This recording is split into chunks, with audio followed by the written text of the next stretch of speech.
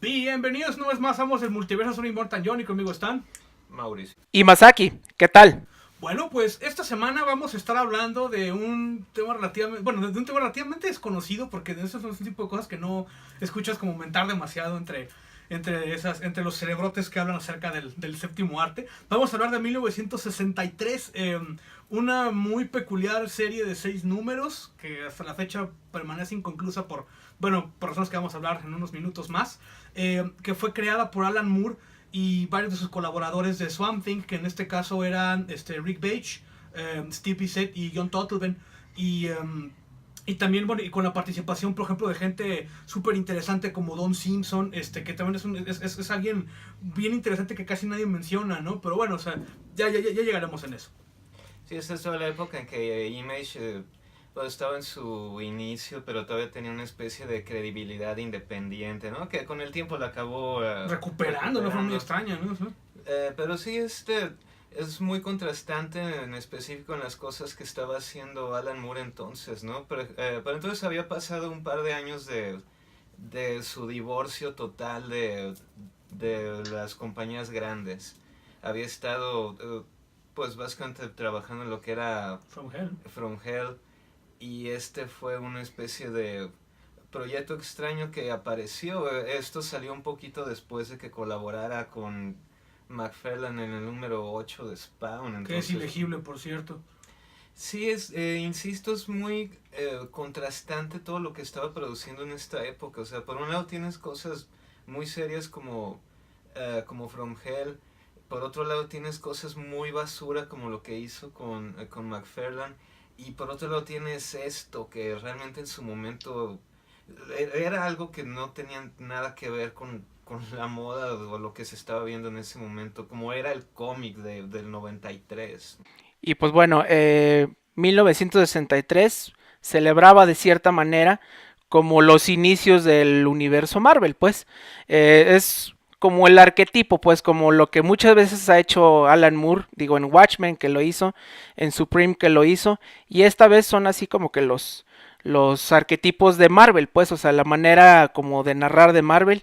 Y pues sí, también había gente que ya ha estado con él desde hace un chorro de tiempo, pues como el mismo Dave Gibbons, como Melinda Gevy. Y pues bueno, pues es como que hacer el intento de un universo conectado, como al principio era el de Marvel. Pero yo lo veo, y quizás es por lo que no es tan conocido, que es como que lo opuesto al Watchmen, ¿no? Porque el Watchmen es como que pura seriedad y todo, no sé, como que todo pesimismo, y este es humor, o sea, es un chorro de humor que en muchos lados que ni siquiera lo ves, pero ahí está. Y al mismo tiempo, a mí me parece hasta cierto punto un poco más ambicioso aún que Watchmen, porque aquí estás hablando de que es un paquete completo de todo lo que está englobando. Un multiverso. Y no solo, vamos, yo creo que en ningún momento, o bueno, no sabemos, me gustaría algún día poder preguntarle al señor, pero yo no me da la impresión de que él haya creado estas cosas con una idea de darle seguimiento o crearlos así como series, ¿no? Uh-huh. Esto era esta historia nada más, y el punto que tenía era este tipo de cosas, toda esta publicidad rara. Falsa. Sí, está lleno de publicidad falsa que es como lo mismo que encontrarías así como en Ricky Ricón del 69 con sus bicicletas. Es muy interesante porque es en específico un intento de rehacer cómo se veían las cosas en el 63 desde la publicidad, y pasando ahora sí que por lo que eran las editoriales, el formato clásico, bueno, supongo que veremos una imagen más grande de el formato clásico de lo que es la editorial de Marvel, y aquí en estas partes es realmente donde está está lo interesante, ¿no? Pasta, además, ¿no? A mi muy humilde parecer, este es el de 1963. Yo siento que ahorita platicábamos de por qué no era como tan de por qué no es como tan reconocido o tú sabes, ¿no? O sea, o tan hablado. Yo creo que porque es lo que llegamos a platicar acerca de la diferencia entre The Venture Brothers y Rick and Morty, ¿no? Entonces es lo mismo que pasa entre este y Watchmen. Esto requiere de mucho más como conocimiento, pues, o sea, es Como sensibilidad, ¿no? no, déjate eso, es que es mucho más hostil para el lector nuevo. ¿Sí me explico? O sea, si no estás realmente familiarizado con los tropos de Marvel, pero del Marvel, o sea, tú sabes, del Marvel Original. primigenio, sí te Ajá. cuesta mucho trabajo como que agarrar qué carajos está pasando. Además de que también, una cosa interesante es que muchos son mashups, no únicamente de personajes de Marvel, sino también de DC. O sea, es también como parte de lo curioso, ¿no? Por ejemplo, que es como el Iron Man, ¿no? Que era que el hipernauta. O sea, no nada más es el Iron Man, sino también es como Linterna Verde y como el Silver Surfer, pues, o sea, es como muy curioso, pues, cómo toma todas esas cosas de las mismas épocas para, bueno, como ponerlo como que en el mismo plato. Y aparte es como muy sutil, pues, o sea, no te dice, ay, voy a hacer esto para que te des cuenta, o sea, aquí desde los créditos, que era el afable Al, pues, era burla total a lo que hacía Stan Lee, o sea, siempre hacerla como la literación, y pues las notas del editor, ¿no? O sea, inventando números que no existieron, como lo que pasó hace 3 números, que fueron números que nunca existieron, pues, o sea, está muy interesante porque sí capta todos los tropos y como que todo ese momento de los 60, pues, que para mí, pues, fue lo mejor de Marvel, pues. Y bueno, los números son 6, ¿no? Si no mal recuerdo. El primero era el que tienen a ustedes ahí atrás, que es el Mystery Incorporated, que es donde empieza, pues, el misterio. Es como los Cuatro Fantásticos, es el primer número. Pero aquí se sobreentiende que no es el primer número, o sea, de estos personajes, o sea, que ya como que tienen pues su historia, ¿no? El segundo es el de Fury, creo que es como tipo el Hombre Araña, que bueno, es como el Hombre Araña y como Daredevil y como, o sea, es una mezcla. También es generacional, que es una cosa bien curiosa, pues. ¿El tercero cuál es? Es Tales from the Uncanny, que es El de USA. Ajá, USA y el hipernauta precisamente, ¿no? Que es como Iron Man y el Capitán América. Eso obviamente es como Tales of Suspense. Que el enemigo de USA es USSR. Ajá. ¿El cuarto cuál era? Sí, el No, Doctor se Strange llama y Tales el- from Beyond, ajá, que era un Doctor Strange Beatnik y Hulk, pero no era, o sea, sí era como un monstruo gigantesco, pero era como si fuera como Una cangrejo. cucaracha. Y luego el quinto era el de Horus, que era pues como Thor, básicamente. Y el sexto, que es, como dice Mauricio, yo creo que el mejor, era pues como los Vengadores, ¿no? Era así como que juntarlos todos.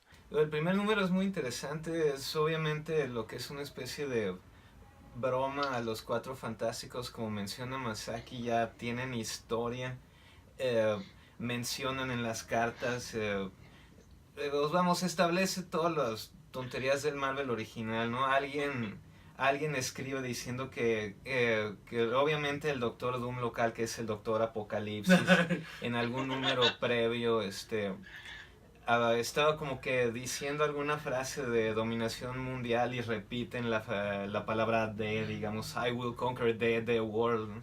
Que no que haya alguna explicación. Oh, no, te ganaste Como un o no sea, prize, ¿no? un no No, prize. pero- Y todo, y todo eso lo escribía Moore, ¿no? O sea, las cartas, las editoriales.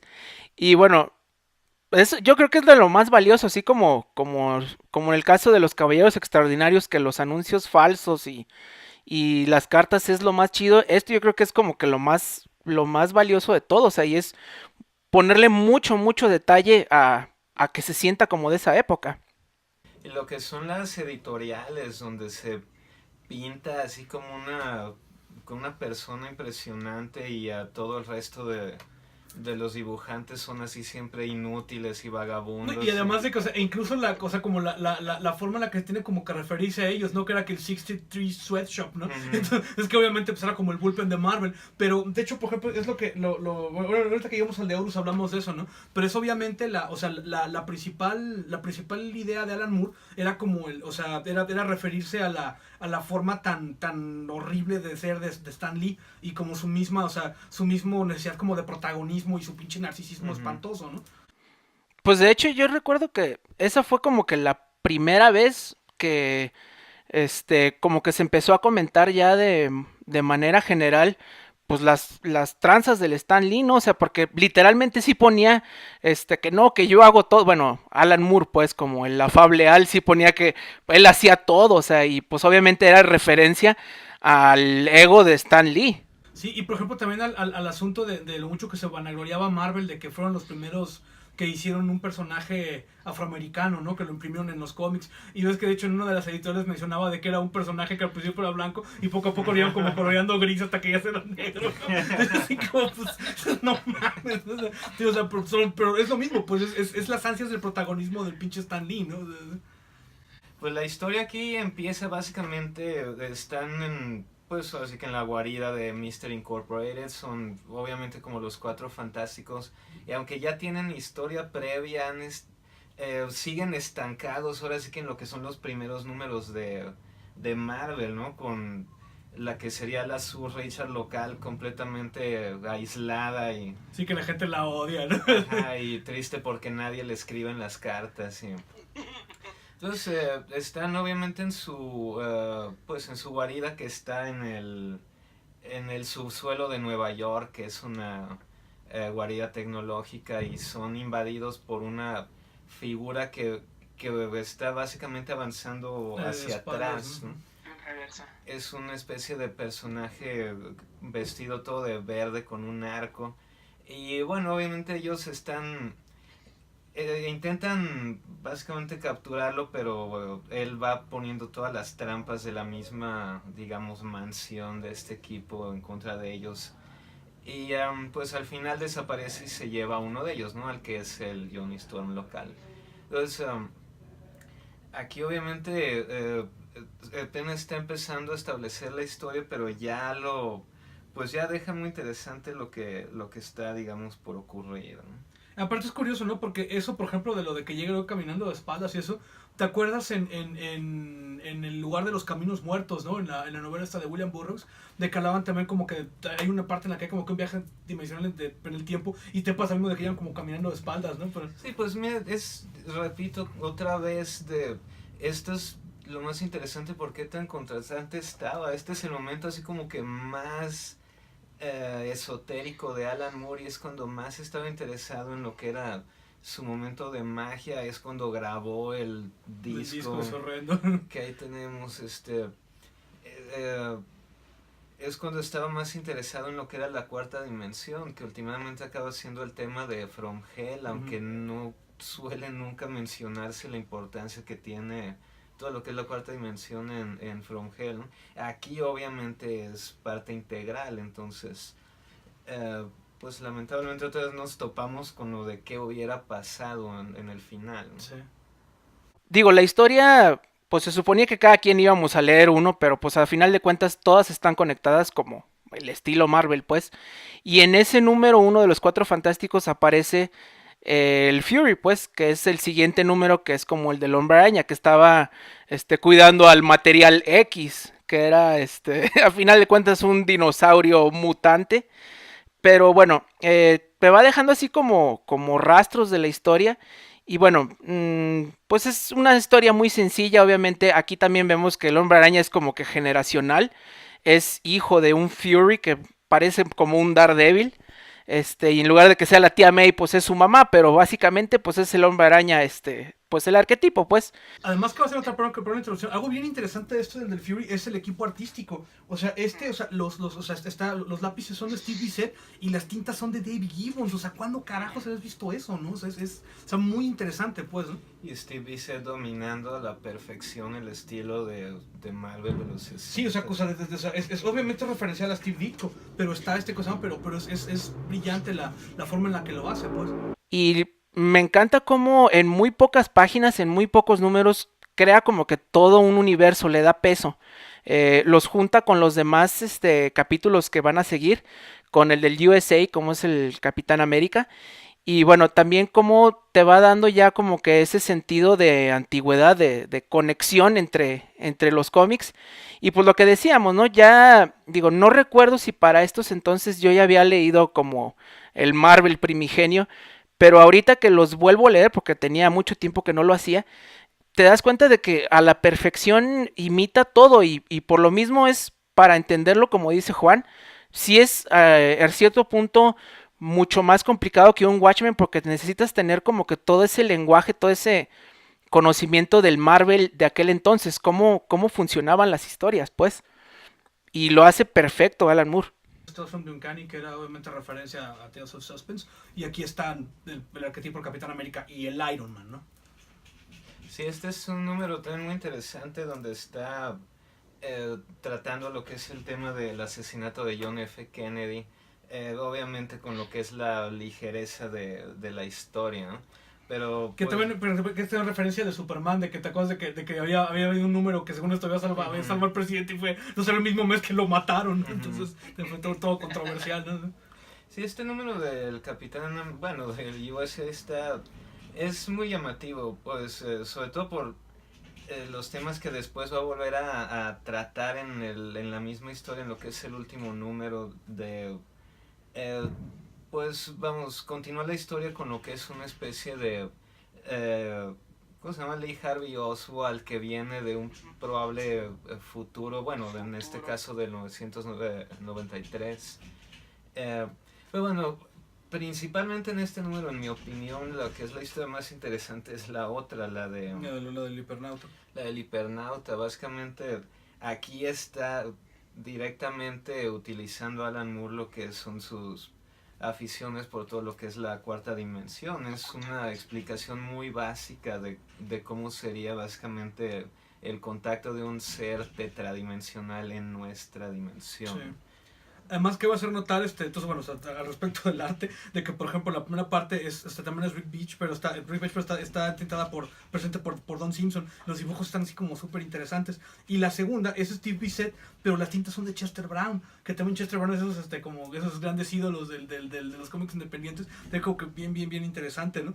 Y otra cosa es de que el villano presente que decíamos eso, que era que el USSR, te lo ponemos, ¿no? Pero de que era básicamente como un cerebro gigante, que obviamente es como la calavera roja, ¿no? Pero es como el mismo tipo de villano de Marvel, que es como todo como todo poco práctico, ¿no? Lo que es que una parte le pega y que, es que todo soy tejido, sí, todo es un cerebro. Entonces, es lo mismo de que pues los videos como de que si piensas tantito, o sea, pues dices, no, esto es una pendejada, ¿no?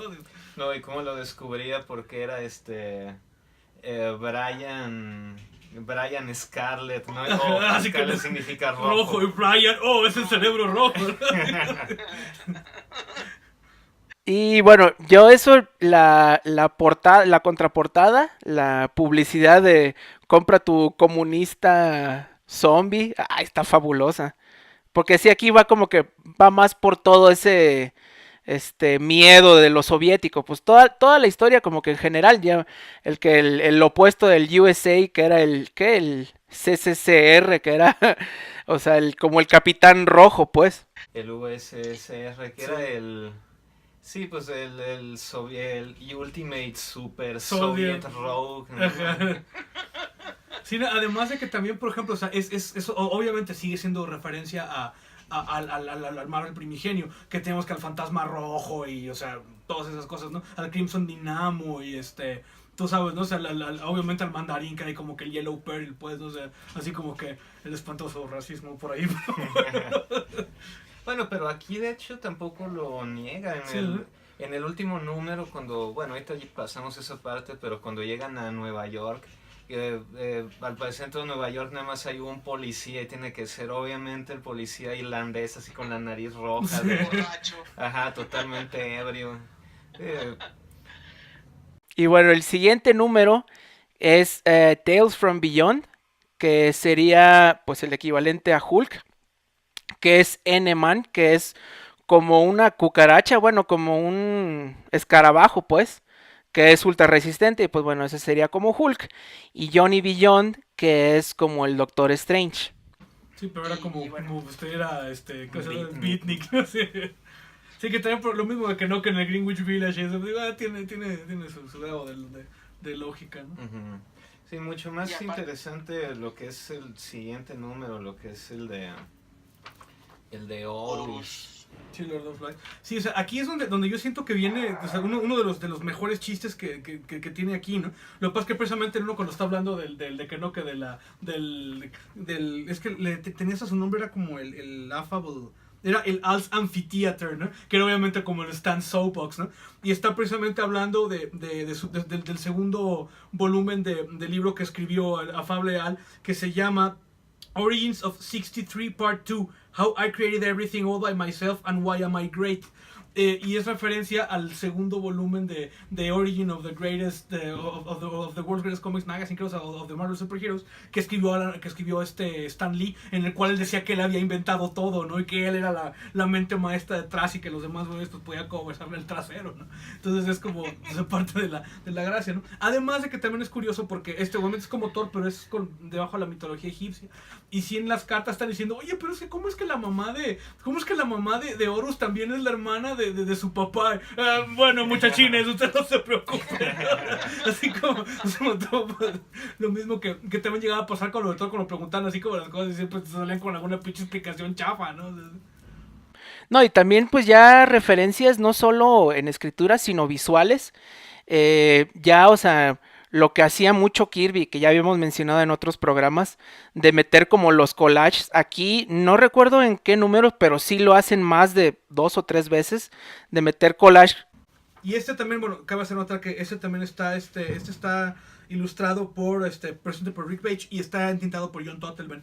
Y también lo mismo, ¿no? O sea, ves voy a poner aquí la página que lo abre, o sea, el monstruo que es como totalmente, o sea, totalmente kirubiano, ¿no? Pero fue como bien interesante, ¿no? Sí, ese número de Horus está lleno de imágenes y de ideas muy psicodélicas, pues está básicamente siguiendo el paso del sol, ¿no? Muy recomendable. Sí, no, y que incluso está como, o sea, pero como que dándole, o sea, tiene unas cosas bien curiosas, ¿no? Por ejemplo, o sea, que es lo que te digo, ¿no? En la parte que está hablando de que no, que tengo, o sea, bueno, cuando llega, como se convierte en su identidad como secreta, o sea, de que tiene ¿cómo se llama? Tiene que recitar era que no, que el ritual narcótico. Si para los que saben, los Narcotic Rituals fue como que de las primeras cosas que escribió Lovecraft al respecto del ciclo de Cthulhu, y tenía que ver como con ¿cómo se llama? Con cuestiones de precisamente como tumbas egipcias y eso, ¿no? Digo, o sea, pero también, o sea, pues, si no lo entiendes no pasa nada, pues, ¿no? Pero ahí está ¿cómo se llama? O sea, la alusión. Y bueno, pues vamos al último número, que es como que ya, pues el final, porque no hay más, que es el 6, que a mí me parece, yo creo que, pues el más grandioso de todos, ¿no? Fue pues muchos años antes de que trabajara en lo que es Supreme, que metió un poquito de ideas semejantes de lo que es el probable continuo detrás de lo que es pues la continuidad como tal que están viviendo los personajes, ¿no? Estos son obviamente como serían los Vengadores, y aquí se empiezan a juntar muchas de las historias, ¿no? Sobre todo se empieza por lo que es el número del Hombre Araña, bueno, el del Fury. Ahí está peleando contra un villano, el Voidoid, que es así como el duende verde local. Y él trae armamento que se ve mucho más Avanzado, ¿no? Sí, avanzado, pero no nada más así como que sea del futuro, sino que se ve simplemente alienígena y hostil para ese momento del 63, ¿no? Entonces, pues básicamente la investigación los lleva a lo que es pues esta especie de continuo donde están realmente pasando por todas las realidades posibles de... Que lo ha utilizado hasta el cansancio el mismo Alan Moore, ¿no te acuerdas que pasó en Supreme y pasó también en el de Top 10? Que estaba como la estación de tránsito, que no, aparte que no, que estaba cerrada. Es que tenemos una crisis en tantos universos, están como Superman y Batman haciendo como cola para creerse en los documentos y eso, ¿no? O sea, sí, están... básicamente puedes ver a Superman tramitando su sí, como su visa, certificado pues, de muerte, no sé. Aquí es donde realmente estás viendo así como que la mayor parte de cosas visuales. Está muy interesante todos los conceptos que maneja pues de distintas realidades. Y que incluso los mandan como que no, que tienen que dar la vuelta en una Aleph, que van a ver que uno que es de lo de Borges, pues, no sé, desde el punto de vista que se puede ver todo el universo, ¿no? Sí, en esa parte en específico, cuando por fin logran encontrar el Aleph, es interesante porque está haciendo referencia más que nada a lo que eran pues las revistas independientes más célebres, digamos, de su momento, ¿no? Entonces estás viendo pues un poquito de apariciones de Cerebus, de Bacchus, Femforce, ¿no?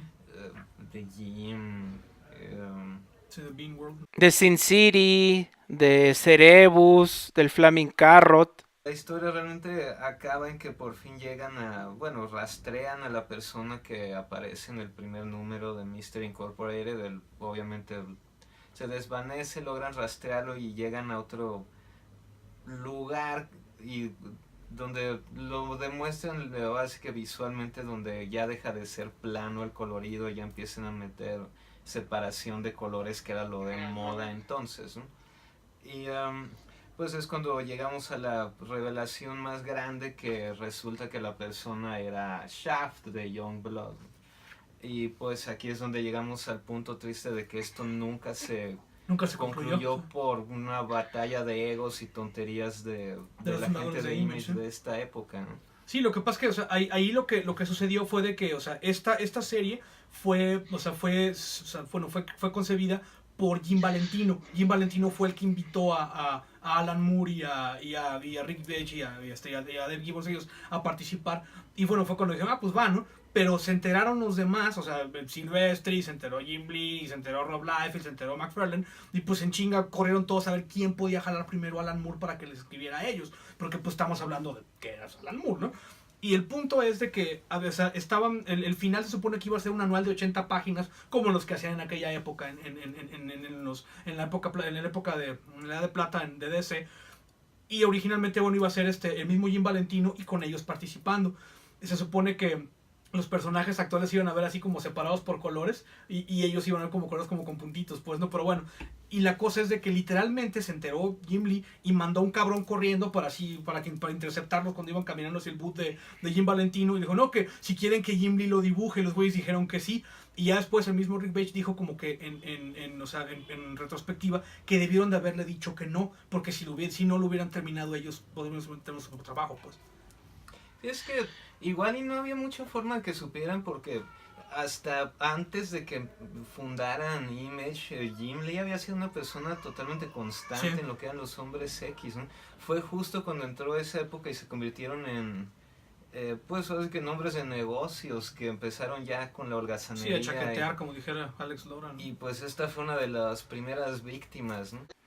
No, y es que aparte no me acuerdo, creo que fueron como 2 o 3 años que el proyecto se quedó ahí, que lo va a hacer Jim Lee, que lo va a hacer Jim Lee, y luego pues ven que pasó lo de ABC, y bueno, lo de Wildstorm, que ya habíamos mencionado en otro programa, que Jim Lee le vende a DC, y es cuando Alan Moore dice, ¿saben qué? No, o sea, yo ya no quiero nada que ver con Jim Lee, con Wildstorm, y pues ya fue cuando se fue al limbo, digo, que sí terminó lo que ya estaba, pues, pero... Y fue justo cuando Jim le dijo, no, que voy a tomar un año sabático, y dejó de dibujar un chingo de tiempo, que fue que se mudó a Italia y que estuvo estudiando a los maestros del Fumetti, pinche viejo mamón, ¿no? Sí, esto es imposible. Ahorita ya no hay forma que ocurriera algo como con los últimos números, supuestamente que sí había escrito Neil Gaiman en Miracle Man o algo así. Esto no va a pasar por el puro hecho de que en ese momento eran todavía un grupo supuestamente de gente que se caía bien, pero ahorita pues así que todos se detestan, ¿no? La idea es que aquí va a aparecer todos los personajes de Image. Bueno, además hay otra cosa importante, ¿no? Que va a hacer notar que eso ya fue hace relativamente poco, quizás como unos 7, 8 años, el Steven Bissett dio una entrevista para el Comics Journal en el cual estaba hablando acerca de su papel tanto como de escritor como de dibujante, y él decía de que cuando pasó a escribir él, que fue como un reto, etcétera, porque él la única forma, el único escritor con el que había trabajado era con Alan Moore. Entonces, bueno, o sea, dijo, no, que y es lo que decía, el único escritor con el que yo había trabajado era Alan Moore. Entonces mandó copias de la entrevista a todas las gentes a las que mencionaba, que a Neil Gaiman, a este cosa se llama, a Rick Veitch, y les dijo, si ustedes creen que esto está mal y que no está bien, lo quito, no importa, o sea, lo quitamos, o si hay algo que esté como inaccurate, avísenme y lo modificamos, nada más quiero que me den su say-so, ¿no?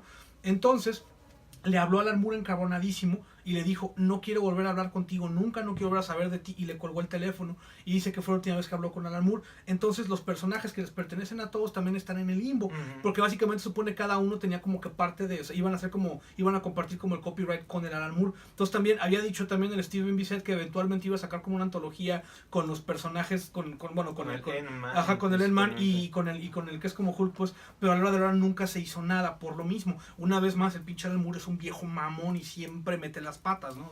Sí, esto es algo que empezó como que con muy buen pie y se publicó con regularidad y todo se completó, y de un momento a otro todo pues fracasó. Sí, sí, sí, fue así, a Tapestry, ¿no? Es que pues era como que todo de buena fe, ¿no? Así como de compas y vamos a hacerlo porque queremos hacer algo diferente y a la hora de la hora pues todos terminaron bronqueados pues por los egos y lo peor de todo, digo, lo que es todavía más gacho es que ni siquiera hay un trade, una recopilación de estos 6, o sea, deja tú sacar el último, o sea, estos 6, la única manera es, digo, en electrónico o como los tienen ustedes en originales, porque si no, ni siquiera los encuentras, no hay libro que yo sepa. Sí, de hecho también había dicho el mismo Rick Page que estaban planeando sacar una edición ya ni siquiera así como de Absolute Jazz y el Red Bones, el puro paperback, de sacarlo con Boom Studios. Y el Alan Moore se puso acá pendejísimo y hasta la fecha pues no se ha hecho y probablemente no se haga nunca, ¿no? Sí, nos da la impresión de que esto ya quedó ahí en, pues va, historia perdida. Pero bueno, díganos qué opinan, o sea, es una joyita esta historia, poco conocida, vale la pena, búsquenla, si la ven por ahí en los usados, ampliamente recomendada, o si la ven por ahí pues, en el bote de las ofertas, no duden en comprarla. Ya saben, dejen el correo para Masaki aquí, dejen los comentarios, suscríbanse y tenemos contenido nuevo todos los días en el grupo de Facebook. Soy Mortan John y conmigo estuvieron Mauricio. Y Masaki, nos vemos la próxima.